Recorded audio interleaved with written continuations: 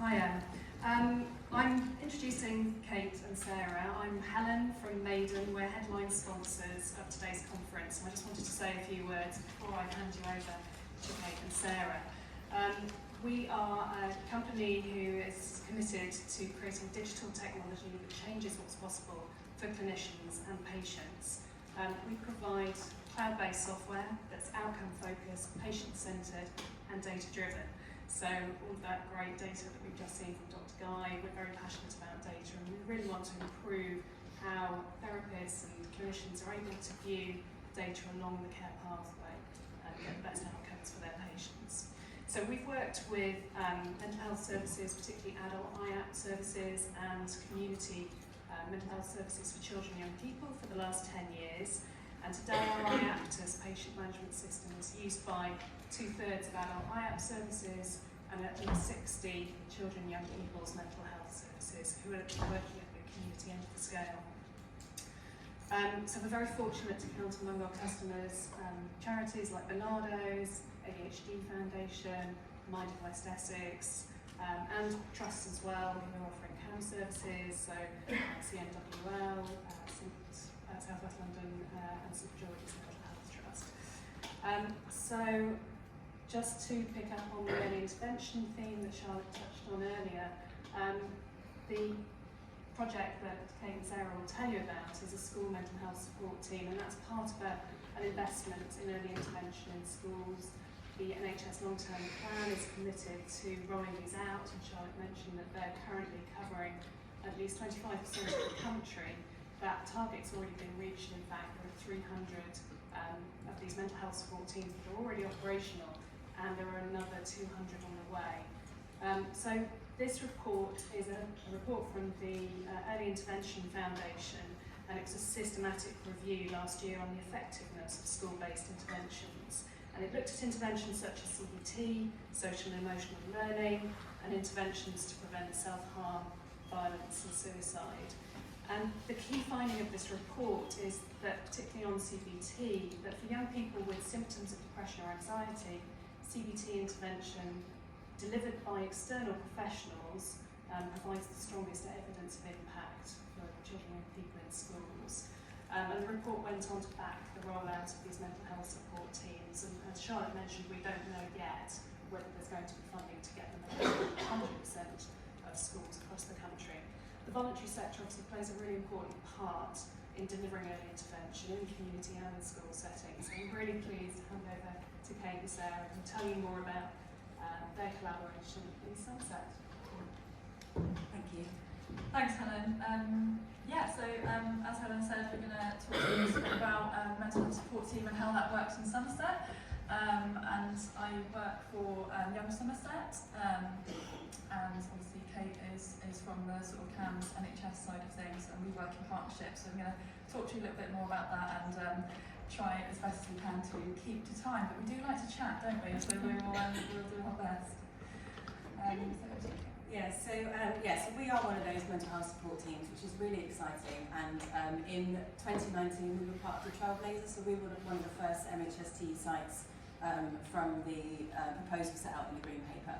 So this is our lovely Somerset. It looks quite small, but actually when you're working in Somerset, it's huge. So we work across the whole of the county not all of the schools. We have certain schools in each of the areas, so not commissioned for all schools yet.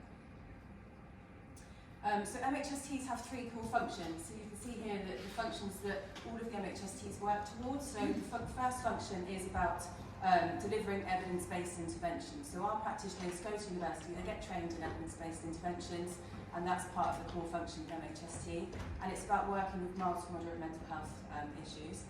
The second function is around supporting those senior mental health leads. So it's been mentioned already that we're really working hard, especially in Somerset, to ensure that all schools have a senior mental health lead, whether they're MHST or not, but we work specifically with those within our MHST schools, and also helping them to develop that whole school approach, which we'll talk a bit more about. And then the third bit is around, which is really key, is about giving timely advice to school staff, so really helping them to have opportunities to talk about young people that they're considering, worried about, don't know where to go. So yeah, that's part of one of our core functions, and just trying to really help young people get to the right help at the right time. And I think that links in really nicely with the earlier comments by, I think, Charlotte, was it Charlotte? I might have got your name wrong, sorry. But, you know, young people are telling us that they want everyone around them, all those key adults, to really know about mental health and how to talk about mental health. So that's a really core kind of underpinning of mental health support teams, that any staff member that they go to in that school will have had some awareness training and have worked with their MHST professionals that come into school and work with them really collaboratively, so that we can allow that young person to have that positive first response with whoever they choose to go and speak to at that really first point of contact that they decide to talk about their mental health and wellbeing. So the Somerset Way, we're going to tell you a little bit about how we kind of do the mental health support team in Somerset, how we deliver that. So it's a partnership model in Somerset. So Young Somerset are a youth charity organisation. We're actually celebrating our 25th anniversary this year, and I'm actually hot-footing off to an event this evening to celebrate, actually. So, and Young Somerset are all about kind of trying to work with young people and not to do things for them or to them. So very much along the lines of what we've already heard about, young people are wanting more of in the way that people work with them. And we are partnered with CAMS, obviously Somerset NHS Foundation Trust, jointly to deliver the MHST model in Somerset, and we're also supported by Public Health and the Education Psychology team as well. So to break a little bit more down for you in terms of what that actually looks like. So Young Somerset, we employ the education mental health practitioners. So as Kate mentioned, they go through university training, postgraduate training to be trained in the specific interventions and whole school approaches that they deliver. We also have assistant practitioners who can really help to provide some non-clinical kind of universal support within those schools as well. And we also have a management structure within our workforce as well to support and line manage those staff. So the NHS side of the partnership, they employ senior mental health practitioners. So they provide clinical supervision for our education mental health practitioners, and they are a key link to their schools as well. So all seniors and EMHPs are assigned schools, so they really get to know their schools really well. They really get embedded in that school community and they're really part of that team, and they can really get to grips with what that school want and need from their mental health support team and make that really tailored. We also have whole school approach practitioners, which similarly to assistant practitioners, they really focus on that, getting that culture within that whole school to be a mentally kind of healthy and mentally aware environment, all the way down from the head teacher all the way to caretakers and everyone in between. And we also have clinical leads, which is obviously is Kate's role, to provide that clinical oversight and supervision as well. So the Education Psychology Service, they are fantastic support to our MHST, so they provide additional kind of CPD and training, and they also provide supervision for mental health leads in schools as well, and wider support with obviously what those schools might be needing as well. I think it's also important to note that not all MHSTs are set up like this, so we're set up slightly different. Some MHSTs in your areas might be set up differently to us. So the joint working with NHS and Young Somerset, so the two services, isn't necessarily set up in all MHSTs. And it does come with bumps in the road, doesn't it, which we'll talk about in later slides. But yeah, this is obviously our model. So to give you a little bit of context very briefly about how our MHST fits in with Young Somerset. So we have three main strands that you can see here that Young Somerset kind of operate within. So we have targeted youth work. That has fantastic outcomes in terms of employing kind of youth workers into young people that maybe have just being discharged off of hospital units but maybe don't meet CAMS thresholds, for example, going in and having that youth work approach. We have alternative education provision and enterprise, so we actually have a shop in Taunton in Somerset where young people can be very enterprising and can make and sell their products. And really looking at that alternative kind of skills development if mainstream education isn't working for them.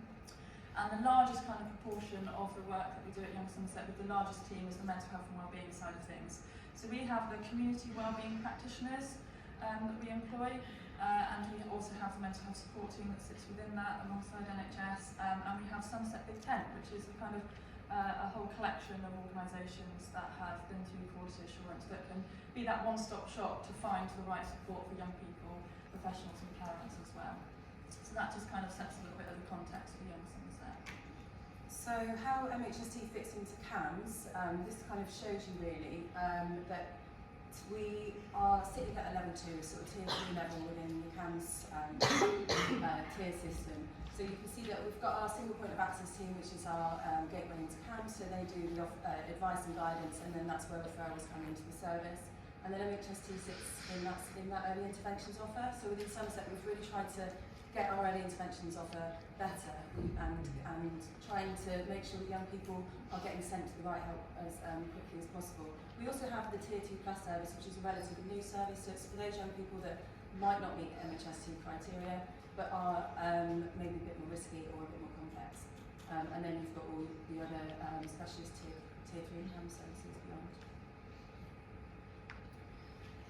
Obviously, we have to have a bit of a criteria because we said practitioners get trained in low intensity CBT, so we need to ensure that those young people that are getting referred are not going to then get sent elsewhere. They have to kind of fit into the criteria to make sure that practitioners can offer a good service. So here it just kind of sets out really that young people that are generally suitable for MHST and that will benefit from having that low intensity CBT interventions.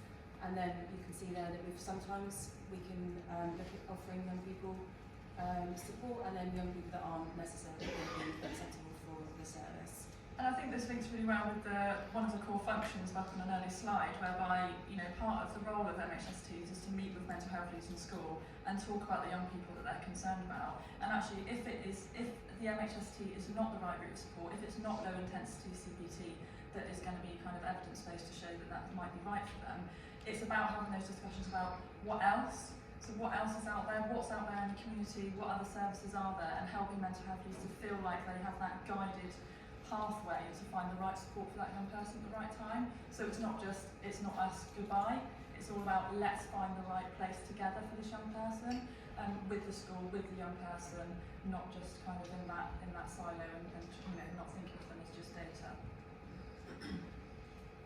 So one of the things again that we work really, really hard at in Somerset is the whole school approach offer, because it is, we've got our target interventions which is there, so you've got your one-to-one, your group work, your low intensity CBT offer, but actually there's so much more that can be offered and needs to be offered within schools. So we look at the 8 principles, we base our whole school approach around the 8 principles of mental health and wellbeing in the schools document. So we have our whole school approach practitioners, they'll go out, they'll do assemblies, they'll meet with the school to do an audit, where are the gaps, where are your needs around mental health, how can we help you to get that better. So they'll do a bit of an audit, we can offer staff workshops, staff training, we would work really hard on staff wellbeing, something that keeps coming up within schools, particularly, like we keep saying post-pandemic, I think everything's a bit post-pandemic now, but staff wellbeing is key, and if we're not helping the staff to look after their own mental health, they're not going to be as available for our young people. So we're working really hard with schools to try and get that a bit better, and not to just have a bit of a tick box exercise, which is what it's felt like previously. We also have some training around tuning into kids and teens parenting workshops, as well as the low intensity CBT group workshops that we can offer. And then we just generally help with the school with their ethos, so trying to help, like we talked about, just becoming a mentally healthy school, having information out around mental health, so that every teacher knows where they can go and signpost a young person. It doesn't have to go through the pastoral team or somebody special within the school. Actually, everybody has that information, and that all young people know that it's okay to talk about their mental health, that their mental health is on a continuum, and actually when it struggles, what can we do to help support that? And then how can we support other people as well? So we're really working hard with the whole school to try and get that better. Yeah, and raising awareness and reducing stigma is a key kind of outcome really for mental health support teams, and thinking about, as Kate said, it's not, mental health isn't something you either have or you don't have. It's we all, mental health is the same as physical health, it's on that continuum, and it's about having that reduced stigma and saying it's okay to go and talk to anyone in your school about how you might be feeling on that day, and trying to get some additional help. So to move on to specifically IAPDA, so as Helen introduced, obviously we're kind of supporting Maiden at this event today. And IAPTIS CYP is our, is the system that we use predominantly for recording of our mental health support team work. And I really wanted to highlight today just how important that is for us in our sessions. So obviously it's really important to keep case notes and to collect data. But it's about, we really try to focus on making that data useful and meaningful for the young people that we're engaging with.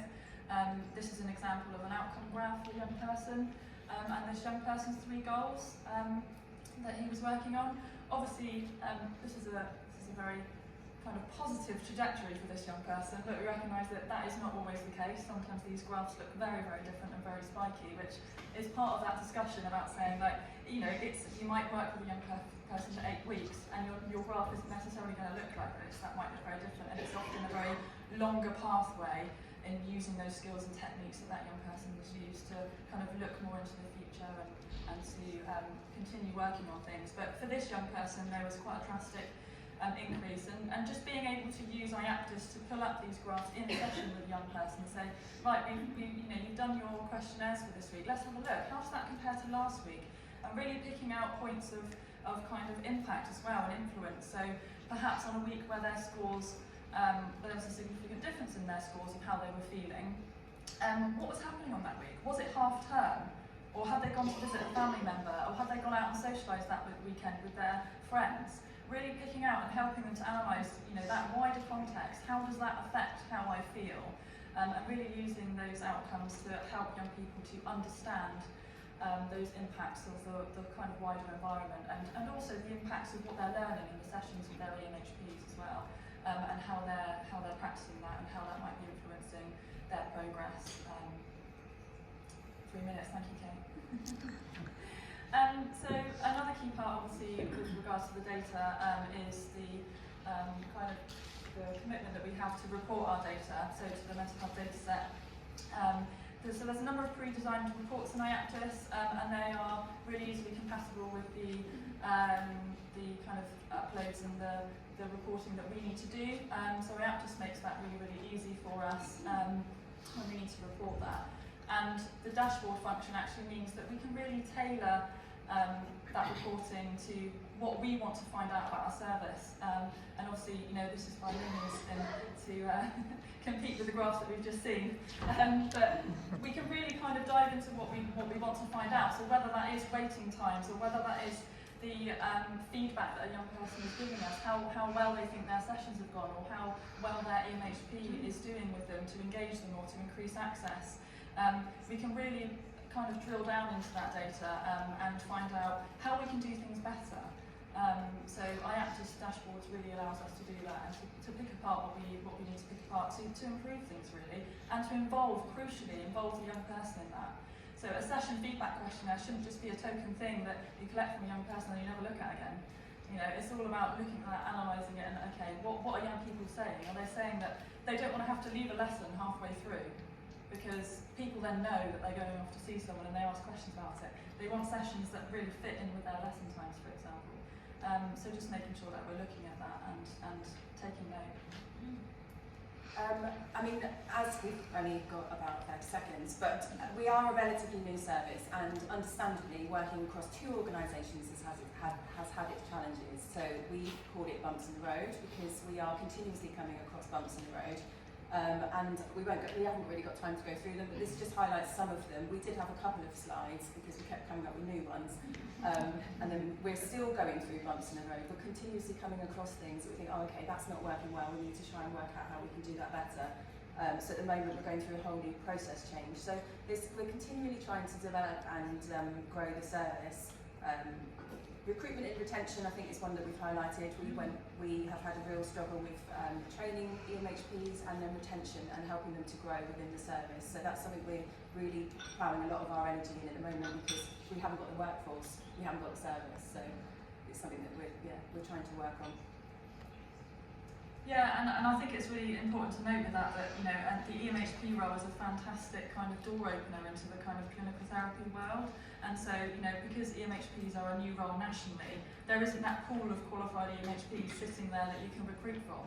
It is very much about recruit to train, and if you lose qualified EMHPs, you're often having to use attrition places to try and backfill those gaps. So that's definitely been a challenge, hasn't it, in terms of caseload capacity.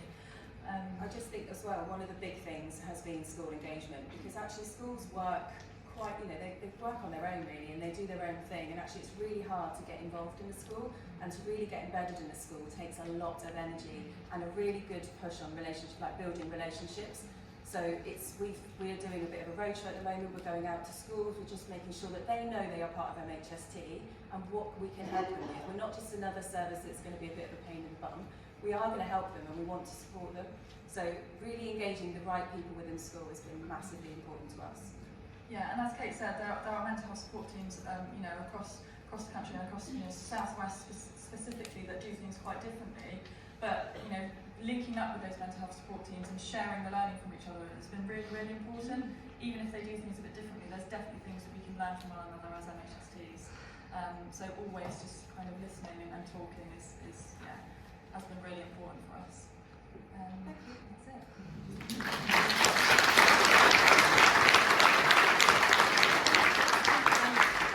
I'd like to find out anything about our system and how we can support your service, whether you're a trust, a local authority, a charity, you can chat to us at the Maiden stand in the networking area. Kate and Sarah will be there and we'll be really happy to